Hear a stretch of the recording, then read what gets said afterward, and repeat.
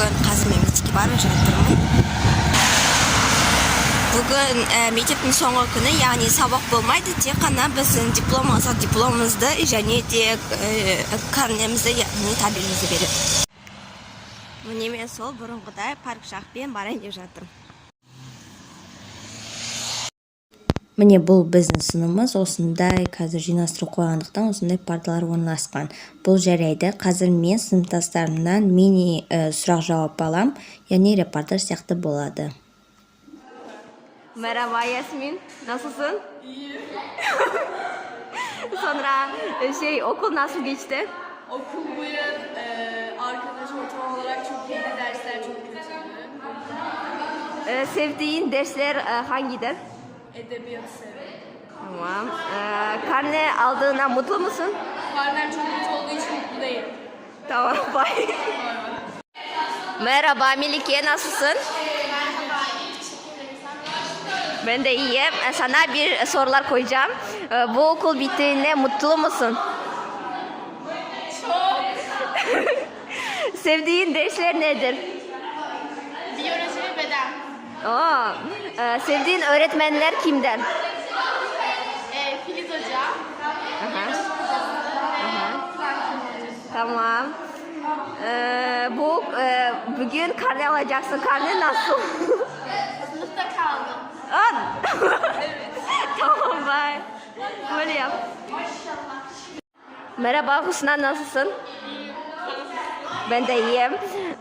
Bugün ben sana şimdi sorular soracağım. Ona cevap vereceksin, tamam mı? Okul nasıl geçti? İşte iyi gibiydi ama kötü gibiydi. Tamam. Bugün karne günü olduğuna mutlu musun? Evet, sonunda tatil 3 ayda rahat. Evet. Sonra en sevdiğin dersler? En sevdiğim ders coğrafya. Evet, ve en sevdiğin öğretmen kim? Coğrafya hocası. Evet, çok güzel değil mi? 5 ver. Bye.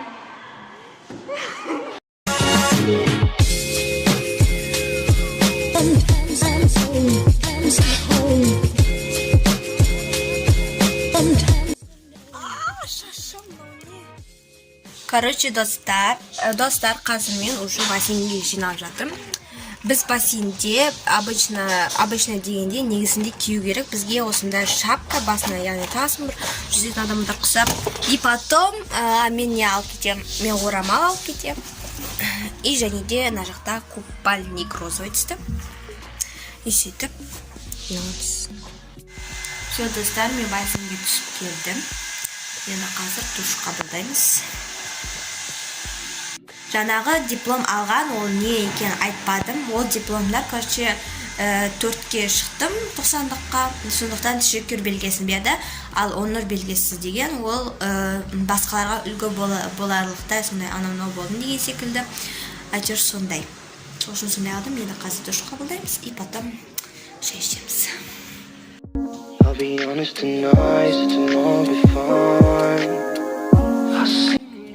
Так, достар, ендігі кезегіміз енді полка жинау. Яғни полка жинау дегенде ол киімдер жинаймын. Оны яғни көрсетудің қажет жоқ. Обычный киім жинаймын. Ал енді потом дәптерлерімді реттестіремін. Яғни уже сабақ бітті енді. Енді сол дәптерлерді реттестіру қалды. Яғни дәптерлердің артық парағын жыртамыз да, оны мусорный сортировщикқа, қағаз тастайтын мусорға тастайтын боламыз. Ал қалған таза парақтарды қолданамыз, яғни сурет саламыз, бірдеңке жазамыз, сабақ оқимыз дегенде, сондықтан соны бөлуім керекпін қазір.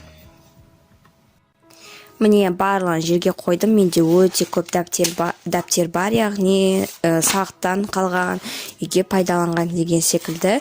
Мысалы, еще оның барлығы өте кішкентай емес, осыны үлкен-үлкен. Мысалы, ағылшын дәптері, ішінде оса көп нәрсе жазғанбыз, бірге сабақ оқығанбыз, яғни басқа блоктарымды көрсеңдер. Мынау вообще дәптерін бет түсіп қалған дегендей. Бөлек қоямыз. Мынау мысалы менің жазып жүрген биология дәптері. Міне осылайша біз жазма дейді. Осының барлығын қазір мынау жазған беттерін бәрін жыртып тастаймын да, таза беттерін қалдыратын боламын. Кеттік.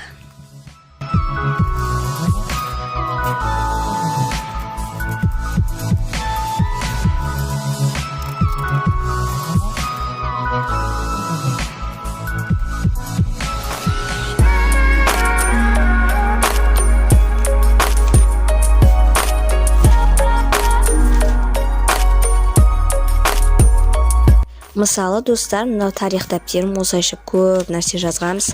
Бізде осы Стамбул мектебінде, яғни көп жазуға береді. Осылайша конспект болсын, көшіру болсын, осылайша көшіріңдер деп WhatsApp-қа жібереді деген секілді осындай тапсырмалар өте көп береді. Яғни мыналарды шылтуға да жалко, но тоже одновременно, но керек емес. Мынаның бәрін жыртамыз. Мынанша қалың бет жаздық. Даже қалың деп те айта алмаймыз, өйткені жартысы да толмаған.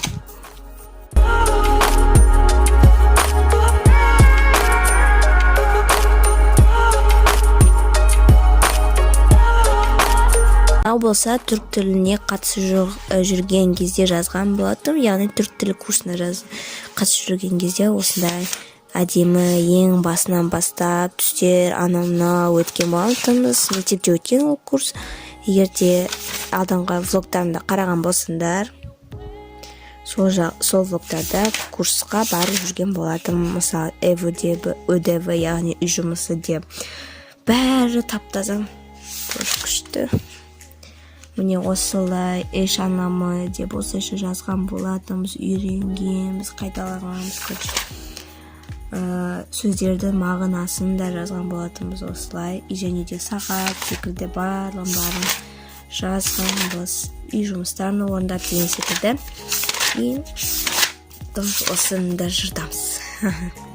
Мен қазір жинап жатып, бірінші дөнемінің, яғни бірінші 90 сияқты, екі 90-ның осындай табелін тауып алдым. Мен бағаларым қарандыры өте нашар.